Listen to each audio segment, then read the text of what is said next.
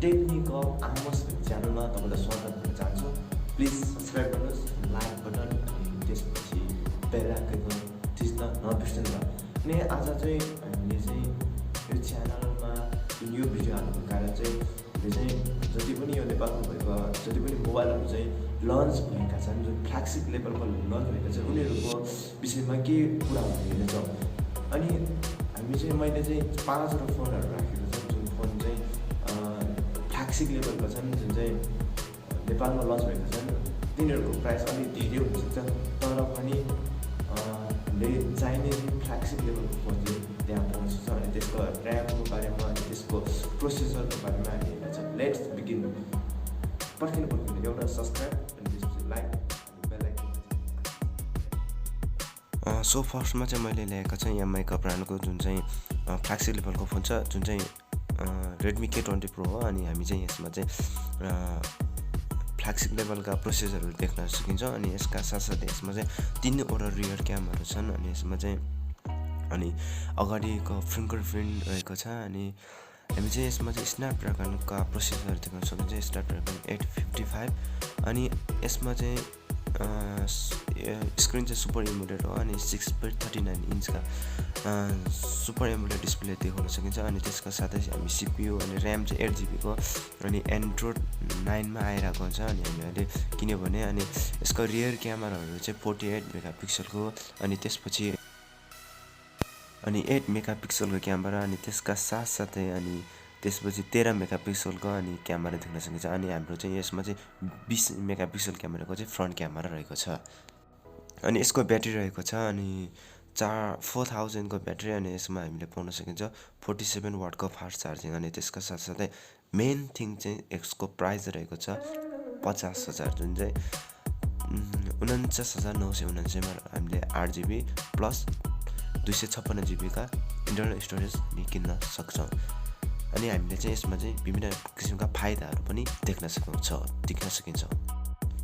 Number 2मा भन्नुपर्दाखेरि चाहिँ हामीले चाहिँ स्यामसङको फोन लिएर आएको छ, जुन चाहिँ S10 प्लस र S10 रहेको छ। अनि हामीले चाहिँ यसमा चाहिँ 6.1 का डाइनामिक एमुलेट डिस्प्ले देख्न सकिन्छ भने हामीले चाहिँ यसमा चाहिँ 3वटा रियर क्यामेराहरू देख्न सकिन्छ पछाडिपट्टि, जुन चाहिँ 12 megapixel plus 12 megapixel plus 16 megapixel रहेको छ भने अनि नोट S9 मा चाहिँ हामीले S10 मा चाहिँ जुन चाहिँ एउटा मात्र सेल्फी क्यामेरा देखेको छ भने S10 प्लसमा चाहिँ हामीले 2टा सेल्फी क्यामेरा देख्न सकिन्छ, जुन चाहिँ एकदमै महत्त्वपूर्ण। हामीले चाहिँ यो किन्दाखेरि हामीले चाहिँ साथसाथै एन्ड्रोइड 9 नै आउँछ। यसमा चाहिँ हामीले चाहिँ 3वटा भेरिएन्ट कलरमा देख्नुहुन्छ, जुन चाहिँ एकदमै राम्रो रहेको छ। अनि हामीले चाहिँ फिङ्गरप्रिन्ट सेन्सर चाहिँ हामीले यहाँ अन स्क्रिन देख्न सकिन्छ। यसको प्राइस रहेको छ नेपाली मार्केटमा चाहिँ एकदम महँगो प्राइस रहेको छ।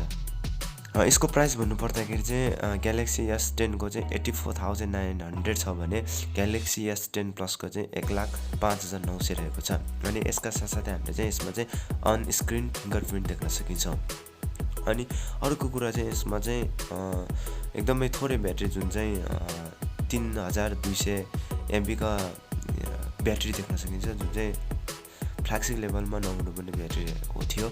जे भए नै केही छैन, तर हामीले चाहिँ यसलाई चाहिँ एकदम सजिलो तरिकाले चलाउन सकिन्छ। अनि 3 नम्बरमा चाहिँ भन्नुपर्दाखेरि चाहिँ हामीले चाहिँ ल्याएका छौँ P30, जुन चाहिँ हवाईका छ। अनि हामीले चाहिँ यसमा चाहिँ 6.1 का स्क्रिन देख्न सक्छ। अनि यसका साथसाथै हामीले चाहिँ यसमा चाहिँ क्वाड क्यामेराहरू देख्न सकिन्छ। अनि हामीले चाहिँ यो फ्ल्यागसिप लेभलको फोन भएको कारणले यसको प्राइस चाहिँ एकदमै महँगो रहेको छ। अनि हामीले चाहिँ यसमा चाहिँ 3650 मेगाहर्जको ब्याट्री अनि 22 वाटको सुपर फास्ट चार्जिङ चाहिँ हामीले यसमा देख्न सकिन्छ। नेपालमा चाहिँ यसको प्राइस रहेको छ 84,900। अनि यसका साथसाथै हामीले चाहिँ अपरेटिङ सिस्टम चाहिँ एन्ड्रोइड 9 पाउँछ। अनि हामीले चाहिँ यसलाई चाहिँ अलि राम्रो तरिकाले चलाउन सकिन्छ। अनि जुन चाहिँ 8GB ऱ्याम 128GB चाहिँ रहेको छ। यसमा चाहिँ क्यामेरा चाहिँ एकदमै सोलिड रहेको छ। 40 मेगापिक्सल क्यामेरा, 16 मेगापिक्सलको क्यामेरा र 8 मेगापिक्सलको क्यामेरा विथ 3 अप्टिकल जुमको साथ रहेको छ। अनि त्यसका साथसाथै हामीले चाहिँ यसमा चाहिँ एकदमै पावरफुल प्रोसेसरहरू देख्न सकिँदछ। अनि नम्बर 3 मा रहेको छ, जुन चाहिँ वान प्लसका फोन जुन चाहिँ वान प्लस 7 अनि यसमा चाहिँ हामीले चाहिँ ड्युल क्यामेरा देख्न सकिन्छ। अनि यो चाहिँ एकदमै ठुलो स्क्रिन रहेको छ, 6.41 इन्चका एमुलेट डिस्प्ले रहेको छ। अनि यसमा चाहिँ हामीले चाहिँ एकदमै 48 रियर क्यामेरा चाहिँ 48 मेगापिक्सलको र प्लस 5 मेगापिक्सलको डेप्थ सेन्सर देख्न सकिन्छ। अनि यसको फ्रन्ट क्यामेरा चाहिँ 16 मेगापिक्सलको विथ f2.0 रहेको छ। अनि हामीले चाहिँ यसमा चाहिँ धेरै प्रकारको एकदमै पावरफुल प्रोसेसरहरू देख्छ। अनि खास भन्नुपर्दाखेरि चाहिँ यसको ब्याट्री चाहिँ रहेको छ 3700 मेगाहर्जको ब्याट्री र अनि यसमा चाहिँ 20 वाटका फास्ट चार्जिङ हामीले चाहिँ पाउन सकिन्छ। यसको प्राइस रहेको छ 8GB 256 को चाहिँ प्राइस चाहिँ एकदमै 67,000मा हामीले चाहिँ हाम्रो नेपाली मार्केटमा पाउन।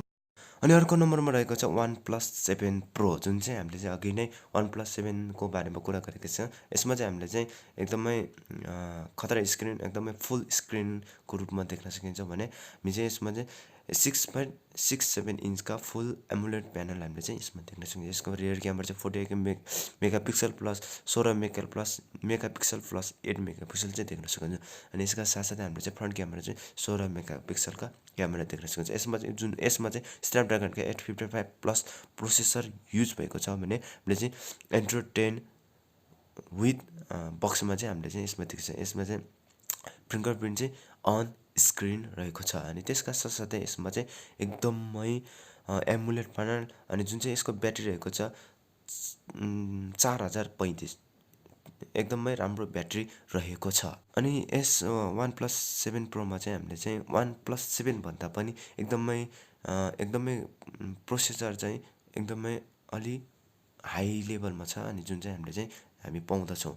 अनि यसको चाहिँ प्राइस चाहिँ अनि हामीले चाहिँ अनलाइनमा अनि दराजमा चाहिँ हामीले चाहिँ खोज्न सकिन्छ, जुन चाहिँ एकदमै ठिक प्राइस रह्यो। सो आजको भिडियोलाई यहीँ राख्दछु। अनि लाइक सेयर सब्सक्राइब गरिदिनुहोस्। अनि मैले सोचिरहेको छ रेडमी नोट 8 प्रोको चाहिँ जुन अनबक्सिङ चाहिँ गर्न लागिरहेको छ। अनि यो चाहिँ चाँडै आउँदैछ। लाइक अनि सेयर कमेन्ट गरिदिनुहोस्। अनि जुन भिडियो आउँछ त्यतिखेर तपाईँलाई पाउनेछ।